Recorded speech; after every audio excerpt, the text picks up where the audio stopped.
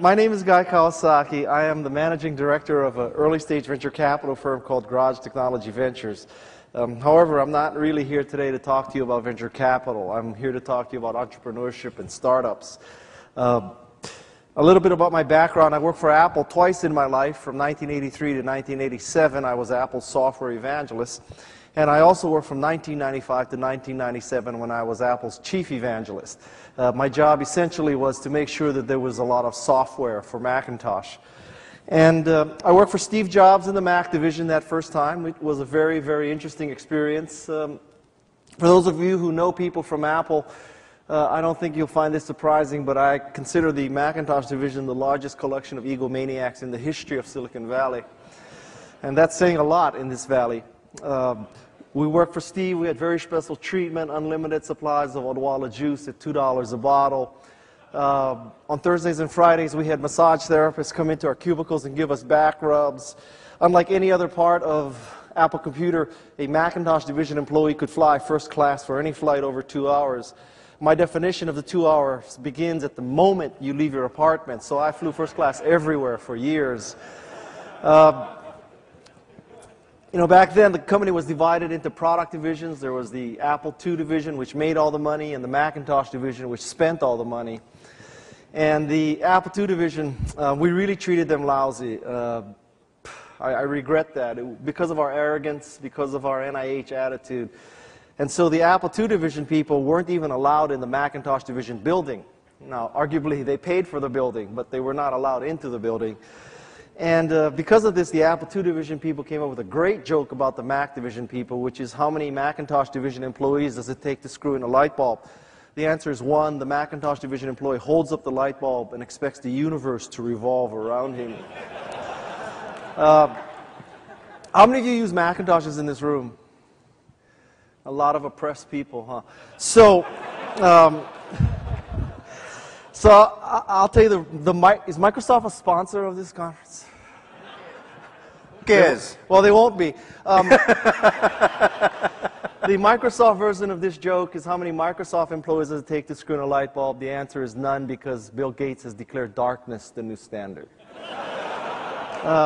Early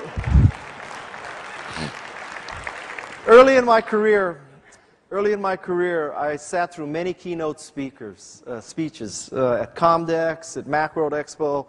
I saw many, many high-tech CEOs speak. And I have to tell you, one thing I noticed is that they pretty much sucked as speakers. And the second thing that I figured out sitting in these audiences of sucky keynotes was that if there's anything worse than a CEO who sucks as a speaker, it's a CEO who sucks as a speaker, and you have no idea how much longer he or she will suck. And so I have adopted the top 10 format for all my speeches. This way, if you think I suck, at least you can track progress through my speech. I hope you don't think I suck, but at least you can track progress. So I'm going to use the top 10. This speech is loosely based on a book I wrote called The Art of the Start. And I don't know what's on. Has the slides been up? Yeah? Oh, okay. So I'm going to give you my top 10 pieces of advice about the art of the start, about entrepreneurship and intrapreneurship. I'll be the first to admit, when you're a keynote speaker and an author, you tend to start believing your own bullshit and thinking that you did everything right in your career, and you want the audience to perceive you as omnipotent and omniscient, and look at all the things that I did. I never made a mistake in my career, and that's a lot of crap. I made a lot of mistakes in my career. This book reflects what I should have done, what I could have done, sometimes what I did do. But generally speaking, I would like to pass on what I learned, in many cases the hard way, to you, a group of entrepreneurs. And I hope that you can take this information and change the world. Okay? So, thank you. The first thing that I learned is that if you want to change the world, if you truly want to be a successful entrepreneur, the best reason to start a company is to make meaning, is to change the world. I think you can make meaning in fundamentally 3 ways. The first is to increase the quality of life. That's what the Macintosh division was all about. We wanted to make people more creative and more productive. The second way is to right a wrong. We thought that MS-DOS was immoral. It was wrong. It was a crime against humanity. And we had to fix that wrong. And the third thing that you can do to make meaning is to prevent the end of something good. Now, as a venture capitalist, I'll tell you that we meet many times with entrepreneurs, and they come in and they think they're saying what we want to hear, which is, we want to make money. We believe that with our P2P optimized Google AdWords revenue model, collecting millions of eyeballs, that we can quickly flip this company and sell it to Google or Yahoo or Apple or Microsoft. If they don't take us off the market in 18 months, then it's no problem. We'll go public. And when we hear that, it's just so depressing. It's so disappointing, because I figured out that the companies that are successful, they start out to make meaning, not to make money. So one tip for you, for those of you who are pitching VCs, talk about how you'll make meaning, because the theory goes, if you make meaning, you will make money.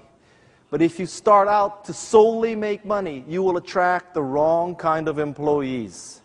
Typically, when you say you're going to make money, you will attract MBAs and consultants.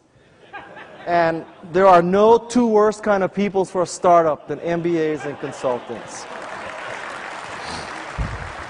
The second point is to make a mantra for your organization. Because there are too many MBAs in the world, and I have an MBA, because there are too many MBAs and too many of you have worked for Bain or McKinsey or Arthur D. Little, somehow you think that you should make a mission statement. And the way you make a mission statement is typically this. You go on a 2-day off-site with the executive team. The executive team, the first day of this off-site, you're outdoors. You're at the Ritz-Carlton Half Moon Bay, for example. Because that's why you go on these off-sites. So you go to the Ritz-Carlton Half Moon Bay, and there's a facilitator. And the first day, you create these cross-functional teams, and the facilitator says, all right, one of you from each team, come to the front. Everybody else, get behind him or her.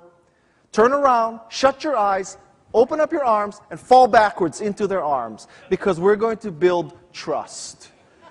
You're going to learn that your teammates are there for you. So turn around, shut your eyes, spread your arms, and fall backwards. So after one day of this bullshit, the second day is you're out in a small room. There's a bunch of white papers, those tablets of papers, and there's a facilitator who knows nothing about your industry. And that facilitator is going to help you craft this mission statement. And this mission statement is going to be good for the shareholders, for the employees, for the customers. If HR is there, it's going to be good for the whales and the dolphins. It's going to take care of everything. And what happens is you get a mission statement like this. The mission of Wendy's is to deliver superior quality products and services for our customers and communities through leadership, innovation, and partnerships. Now, don't get me wrong, I love Wendy's. I have 4 children. By definition, I like Wendy's, okay? But I have to tell you, in all the times that I've eaten at Wendy's, it has never occurred to me that I am participating in something involving leadership, innovation, and partnerships. I dare say that if you ask Trixie or Biff, working at Wendy's, what is the mission statement of Wendy's, not one could repeat this. I also dare say that not even the founder of Wendy's, Dave Thomas, could repeat this. I know that's not true because he's dead. This is a useless kind of statement. It's too long, it's not unique, it's not memorable. As an entrepreneur, someday when you have 15,000 employees, you're trading on NASDAQ, and you spend $2 million to build your annual report, fine, make a dumbass mission statement like this. But right now in the entrepreneurial stage, I submit to you, you should create a mantra, 3 or 4 words, a mantra. Of all audiences, not to be racist, you should understand what a mantra is. So, let's have some mantras here. The mantra of Wendy's should be healthy, fast food. In 3 words, Wendy's could explain to every employee and every customer what we stand for. Healthy, fast food. Admittedly, there was a woman here who thought she'd change Wendy's mantra to healthy finger food. But in the long run, it's healthy, fast food. FedEx has airplanes, they have vans, they have an incredible IT infrastructure. FedEx can tell you that your package is on the left side of the van, on the 3rd shelf from the bottom, traveling southwest on Highway 101 at 65 miles an hour in the 3rd lane from the right. That's what FedEx can tell you. But all of that technology and all that infrastructure is for peace of mind. That's what that company stands for, when you absolutely, positively want something someplace.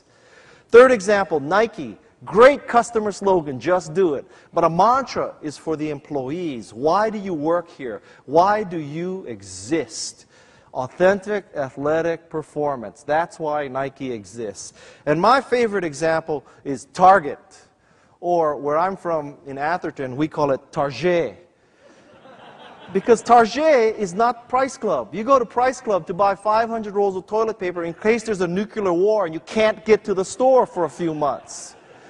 You go to Target to democratize design, to buy something of great design at an economical price. These are 4 companies, very successful. These are the kinds of mantras I want you to create for your organizations. Mantras, not mission statements. Now, I also want you to have the easiest, cheapest, and most expedient way to create a mission statement. Because someday it may come to that. God bless you. Just remember me when you go public, all right? Now there's such a thing as friends and family stock again. So, I will tell you how to get a great mission statement at no cost, no off-site, no McKinsey, no nothing, no facilitator, nothing, no pads of paper, magic marker, pens, nothing. You don't even have to look at advertising. Just go to the Dilbert Mission Statement Generator website. Because there, for absolutely no charge, you can get a great mission statement, a $25,000 mission statement like this. We exist to professionally build long-term, high-impact sources. I need to take a breath here. So that we may endeavor to synergistically leverage existing effective deliverables to stay competitive in tomorrow's world. Is that a mission statement or what? Huh? 25 grand. The third thing is to get going. Ironically, many entrepreneurs have a difficult time getting going because they want to be sure there's a market. They want to prove there's a market. They want to do focus groups, research, and all that crap. Tell you what, just get going. 3 key steps to getting going. First, as the Apple commercial said, think different. Don't do better sameness. Don't be content with doing things 10 or 15% better. Do things 10 times better. Let's go back in the printing business a few decades. Let's say you were the best letter quality printer company. And you decide one day you're going to be revolutionary. You're going to change the world. You're going to introduce 18-point Helvetica. Changing the world. That's not changing the world. A printer company, a letter quality printer company, would not be content with introducing more typefaces. A letter quality printer company would jump to the laser printer curve. That's what you need to do. When Jeff Bezos created Amazon, he didn't go from 250,000 titles in an analog bookstore to 275,000 titles in an analog bookstore. He went to 2.5 million titles in a digital bookstore. Think different. Second point, don't be afraid of polarizing people. Great products polarize people. If you try to create a product that appeals to everybody, 18 to 25, 25 to 35, 35 to 50, 50 to 75, 75 to dead, if you try to create this perfect product, you will create mediocrity. Do not be afraid to polarize. This is a picture of a Toyota Scion XB. You can have one of 2 reactions to this car. Either you think it's a very cool design, or you think, why did Toyota hire somebody who got fired from Volvo? Those are the only 2 conclusions. Harley Davidson, Macintosh, Netflix, TiVo, all those companies polarize people. I love TiVo because I love TV. There are advertisers who hate TiVo because I haven't watched an ad since Super Bowl Sunday. The third point of getting going is to find a few soulmates. The concept of the solo entrepreneur is vastly overrated and untrue. Steve Jobs had Steve Wozniak. You know, Bill Gates had Steve Ballmer. You need soulmates. You need people to balance you off. If you're a great engineer, you need a great marketer. If you have the great marketing and engineering, you may need an operations person. If you're the youthful visionary, you'll need adult supervision. Balance yourself off. Balance yourself off. The 3 key points of getting going. The fourth point is define a business model. This is a step we all sort of forgot a few years ago. A minor detail. 3 key points to a business model. First, be specific. The business models that say we'll collect 10 million eyeballs and somehow we'll figure out how to monetize those eyeballs, don't worry about it. That doesn't fly anymore. The reason why we've all heard about Facebook and MySpace is not because we can all do that. That's because they're unusual. We need to have specific business models. The questions you need to ask yourself metaphorically is, who is my customer? How do I get my money out of her purse? It is your money in her purse. How do you get it out? That's the question. The second key point is you need to keep it simple. You know, I hope you innovate on technology, on products, on services, all that good stuff. Do not innovate on business models. Do not.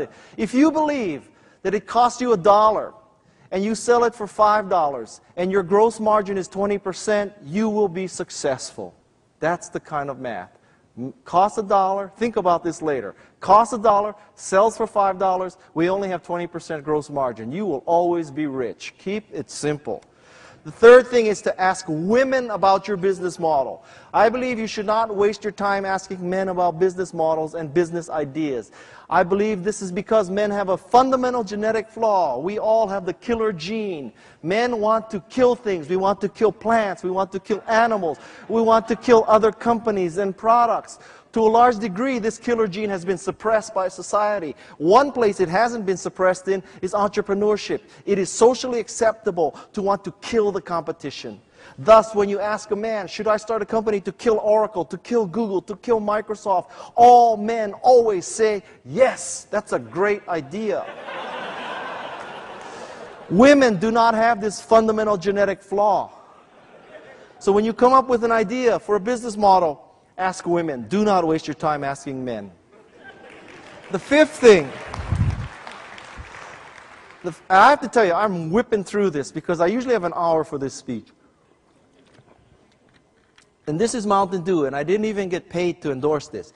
The fifth thing is to weave a MAT. MAT stands for Milestones, Assumptions, and Tasks. I happen to love ice hockey. And there are two of my friends here from Ice Oasis where I play ice hockey in Redwood City. And one of the pleasures of ice hockey is to be the first person on the ice after the Zamboni. Because after the Zamboni has shaved the ice is just pure, smooth, virgin ice. No cuts, no ruts. It's a beautiful thing. And when you skate, you can see exactly where you're skated. It's a lovely feeling. It's like being the first person down the mountain and skiing or snowboarding. A new company is largely like that. It's a pure sheet of wonderful, smooth ice. There's no pain in the ass customers who are trying to get a free upgrade. There's no stupid employees you made a mistake hiring. There's not the crappy commercial real estate that you paid $15 a month for in the height of the dot-com phenomena. There's not the crappy furniture you bought at Office Depot one day. It's pure, wonderful ice. It's not the crappy logo that your sister-in-law designed for free. You're starting from scratch. It's beautiful, beautiful. The Zamboni just left the ice. When you have that situation, it's very difficult to prioritize. This is about prioritization.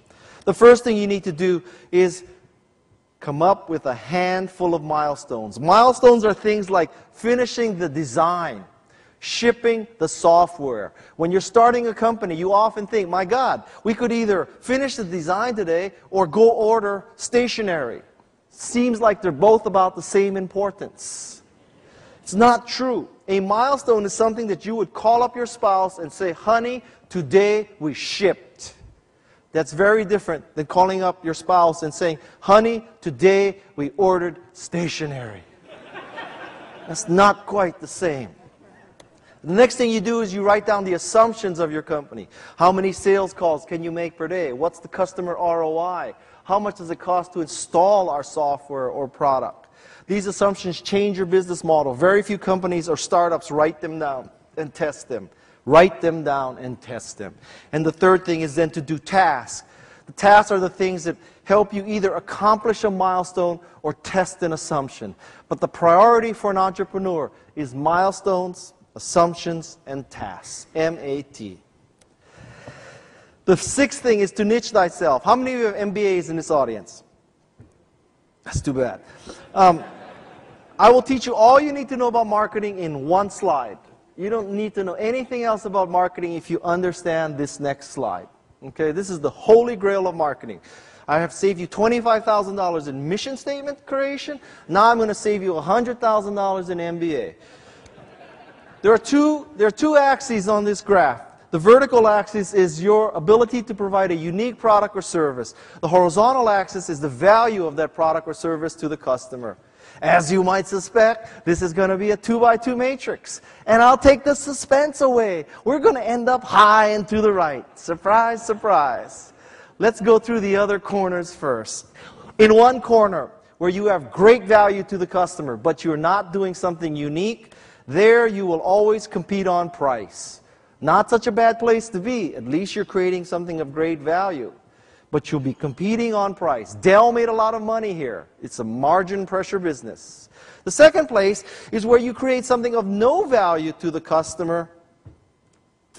Luckily, you're the only person doing it. There, you're just stupid.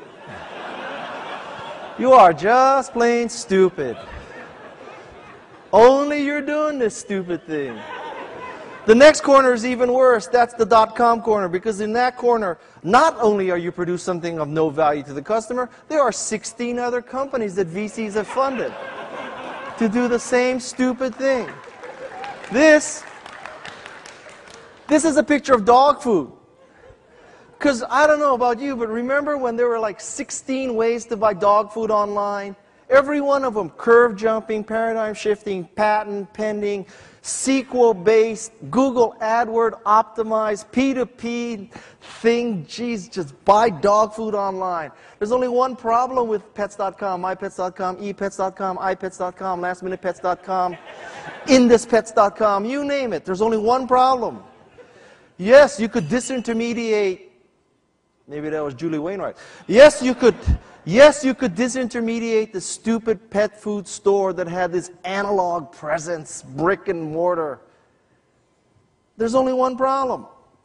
Sure, by taking this store out of the equation and being a digital store, you could reduce prices. The problem with it is that dog food weighs so damn much that the shipping and handling of the dog food costs more than the discount you could give. Hence, it had no value. That's the .com corner. The corner you want to be in is over here. It's high and to the right. It's where you have a unique product, and only you can do this product, and it is of great value to the customer. My example is Fandango. Fandango is an online movie ticket buying service. As I told you, I have 4 children. We love to go to movies. And you know, when we go to the opening show of Mission Impossible, we need to know before we go that we have a ticket. Because when you put 4 kids in a minivan, that takes 20 minutes. You don't want to get to the theater and see there's a line and it's sold out. You want to know before you go. Fandango enables you to print the ticket at home. High value. And in Northern California anyway, the only way you can get this ticket is Fandango. So I'm telling you, this is the holy grail of marketing. Every entrepreneur should understand this. If you're an engineer, you need to create the product that is unique and of great value to customers.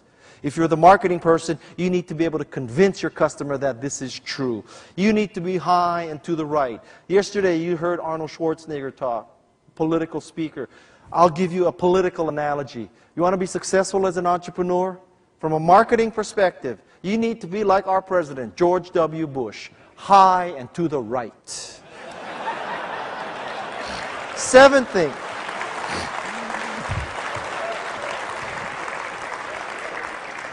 The seventh thing is you need to follow what I call the 10-20-30 rule. I have this thing called Meniere's disease. Meniere's disease has 3 symptoms: hearing loss, tinnitus, which is a constant ringing in my ear, and sometimes I get dizzy or vertigo from this inner ear affliction.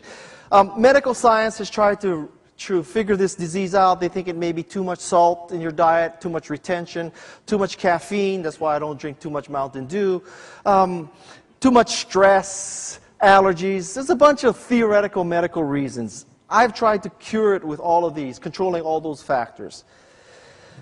I will tell you, though, I have another theory about what causes Meniere's disease. I am a venture capitalist. By definition, it means that I have to listen to pitches day in and day out. And day in and day out, entrepreneurs come to me and they pitch me, and they have 60 slides in a pitch. And in that 60 slides, they're convincing me that all they need is 1% of the market, that they have first mover advantage, that they have patents pending, that they have a unique, proven team with a proven technology in a proven market. Every one of them, whether it's for shrimp farming, fabless semiconductor, social networks, every one of them says that. And because I have to listen to such crap, I have a ringing in my head. I'm going deaf and I get dizzy. So before there's an epidemic of Meniere's disease in the venture capital industry, I came up with the 10-20-30 rule. This is the 10-20-30 rule. You should have 10 slides in your PowerPoint pitch. 10. Not 50. I don't care if you have curve jumping, paradigm shifting, P2P, Google AdWords, social network, optimized, SQL-based way to sell dog food online. 10 slides. That's all we can handle. Those 10 slides you should be able to give in 20 minutes. You may have a 1-hour meeting, but you're using a Windows laptop. It's going to take you 40 minutes to make it work with the projector. All right? 20 minutes. And the smallest font you should use is 30 points. You see 20, 14, and 12. You should use 30 points for 2 reasons. First, the kind of people you're pitching to looks like that. The second reason is by having a 30-point font, you can put a lot less text. This forces you to actually know your presentation and just put the core of the text on your slide. If you need to put 8 points or 10 points fonts up there, it's because you don't know your material. If you start reading your material because you don't know your material, the audience is very quickly going to figure out that you are a bozo. They're going to say to themselves, this bozo is reading his slides. I can read faster than this bozo can speak. I will just read ahead. If you don't buy that 30 points is the right font size, I will give you an algorithm. Give you an algorithm. Find out who the oldest person is in the audience, divide his or her age by 2. That's your optimal font size. Okay? Unless you're pitching to 16-year-olds, don't use the 8-point font. The 8th thing is to hire infected people. Hiring infected people means that you hire people who not only have work experience, educational background, but love your product. Most people only consider 2 factors: work experience, educational background. I suggest you consider a third. Are they infected with the love of the product? This means you need to ignore the irrelevant. Sometimes it's irrelevant that they have this background. Sometimes it's irrelevant that they don't have this background. There are 2 diamond rings in this picture. This is because I come from the jewelry business. I have never taken a computer class in my life. I am living proof that you can fool some of the people most of the time. So, ignore the irrelevant. I never took a computer class. I was in the jewelry business when Apple recruited me. Can you imagine the HR person who went to Steve and said, listen, let's hire this guy. He's down in LA. He's never taken a computer class in his life. He has a psych degree from Stanford, and that was the easiest major he could find at Stanford. He's been schlepping diamonds for the last 5 years. Why don't we make him evangelist for our new software platform? That's what they did. I was successful because I loved Macintosh. When I saw Macintosh, the clouds parted, angels started singing. It was a religious moment in my life. The second point is you need to hire better than yourself. A players do not hire A players. A players hire A plus players. B players hire C players. C players hire D players. And D players hire E players. If you start hiring B players, you're going to wake up one day and you'll be surrounded by Z players. That's what we call the bozo explosion. Fight the bozo explosion. The third point is you apply the shopping center test. The Stanford Shopping Center test works like this. You go to Stanford Shopping Center, you see a job candidate. The job candidate has not yet seen you. Let's say you're 50 feet away. At this point, you have several possible reactions. I can just go straight over there, say hello, hi, how are you? I'm glad you're interviewing. We're going to kick ass in our company. I hope you join our company. That's one reaction. Second reaction is Stanford Shopping Center isn't that big. If I get face-to-face with her, I'll say hello. Third reaction is I'm going to get in my car and drive to Valco. If you don't have the first reaction of seeing that person and saying, man, I got to go over there because I really like her. I liked him. If you don't have that reaction, don't hire the person. I know you're running out of time. More minutes. What are you going to do? Not invite me back? No. So, all right.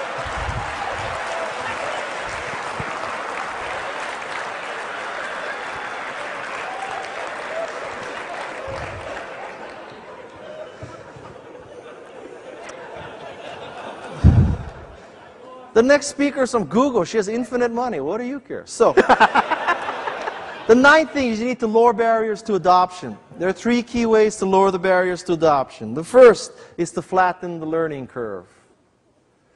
The theory is that you plug your device in and it works. How many of you can change the time on a VCR? These are the liars in the audience. Nobody can change the time in a VCR. Flatten the learning curve. Second point is, don't ask people to do something that you yourself would not do. You know what? You may have a great website, great content, but you ask people to fill out 65 fields of personal information to get the free password. Aren't going to do that. The reason why there's laundry in this picture is because at the Kauai Hyatt Regency, there's a laundry room in every wing of the hotel. This means there's one less revenue-producing rental room. It means that people send out less laundry through the hotel laundry system. And if you went into that laundry room, you would see that the washers and dryers are free. That hotel is not asking you to do something that you yourself would not do. And the third point is to embrace your evangelists. These are the people who carry the battle forward for you. Evangelism is based on the Greek word of bringing the good news. So when you have a great product, there will be people who will bring the good news with your product. You need to pay them. They are people who want to change the world with your product or service. Embrace those people. Create programs for them. Open the kimono for those people. The 10th thing is to seed the clouds. This is about rainmaking and sales. 3 key points. First, to rip off Chairman Mao, although I don't see how he implemented this, let 100 flowers blossom. At the start of a revolution, at the start of your company, you may see people who are not your intended customer use your product in unintended ways. This makes many people freak out. My God, the wrong people are buying our products in large quantities. You know, we need to hire a new agency. We need to reposition our product because they're not the customer. For one thing, if you're an entrepreneur, the first lesson is when this happens, take the money. Take the money. Listen, Apple was supposed to have a spreadsheet database and word processing machine. It produced a desktop publishing machine by mistake. We didn't intend that. Desktop publishing saved Apple Computer. Aldous PageMaker was a gift from God to Apple Computer. And it saved Apple Computer. I believe in God. One of the reasons why I believe in God is there is no other explanation for Apple's continued survival. The second thing is you need to enable test drives to make sales. Let people take your product home, download it. Somehow you're saying to people, I think you're smart, and because I think you're smart, I'm going to enable you to test drive my product. The third way to break down the barrier is to find the true influencers. Many entrepreneurs believe that they need to work at the CXO level. I need to talk to the CIO, CTO, CMO, or CEO.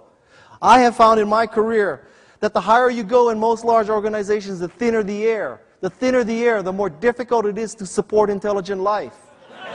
So, as an entrepreneur, if you focus on CMO level people, CXO level people, you'll be dealing with the dumbest people. Look at tech support, secretary, administrative aides. Those people really do the work. They really are the key influencers. Find those people. And my 11th point, and I'm really going to go over time, I'm giving you a bonus to my friends at TIE. This is the 11th point. Don't let the bozos grind you down. They're going to try to grind you down. They're going to tell you it can't work, won't work. We don't need another search engine to Google. We don't need another search engine. Who thought we needed another search engine in 1995? I didn't. Don't let these bozos grind you down. There are 2 kinds of bozos. Slovenly, disgusting, stinky, nerdy, dandruff-covered loser of a person. That bozo says you can't succeed. It's easy to ignore that bozo. You look at that bozo, you say, why should I believe you? You're a loser. That's not the dangerous bozo. The dangerous bozo is skinny, dresses in black, drives a German car, Breitling watch, plays ice hockey, Macintosh PowerBook. You know, that's the dangerous bozo. That's the dangerous bozo. Because when that bozo tells you that you can't succeed, won't succeed, it's not necessary. You might be tempted to believe that bozo. Let me give you some documented bozosity to show you how dangerous bozosity is. I think there's a world market for maybe 5 computers. Thomas Watson, chairman of IBM, allegedly said this in 1943. 5 computers in the world. I have 5 computers in my house. I have all the computers Thomas Watson anticipated. This telephone has too many shortcomings to be seriously considered as a means of communication. The device is inherently of no value to us. Western Union, internal memo, 1876. What was Western Union going to do in 1877? Train everybody on the Morse code? But telephony had too many shortcomings. Western Union should be PayPal today. But how can you be PayPal today if you wrote off telephony? They wrote off telephony. There's no reason why anybody would want a computer in their home. Ken Olsen, founder of DEX, did this in 1977. How many have a computer in your house? I don't know why. Why don't you just drive down to the office and use Quicken on a mini computer? And then my final bozosity is my own bozosity. It's too far to drive, and I don't see how it can be a business. I said this to Michael Moritz from Sequoia Capital when he asked me, would you like to interview for the position of CEO of Yahoo? I told him this. At the time, my wife and I were married. Oh, obviously we're married, that's why she was my wife. My wife and I were living in San Francisco. We had one child, my son. My second son was in beta, in other words, she was pregnant.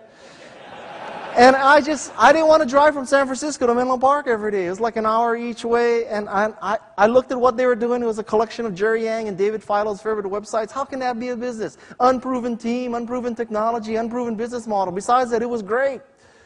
So I said this. Now, let's suppose I didn't say this. Let's suppose I took the interview. Let's further suppose I got the CEO job.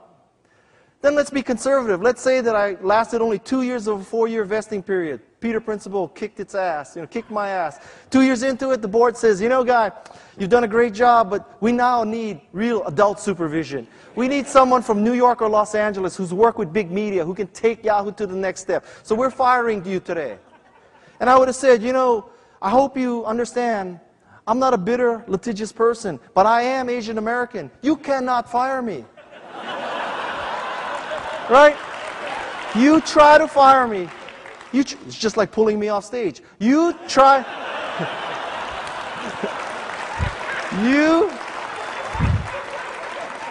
Let me ask you something. If Schwarzenegger went 8 minutes over, would you pull him off stage? Absolutely. All right. And I guarantee you, I'm giving them more information than Schwarzenegger gave. So.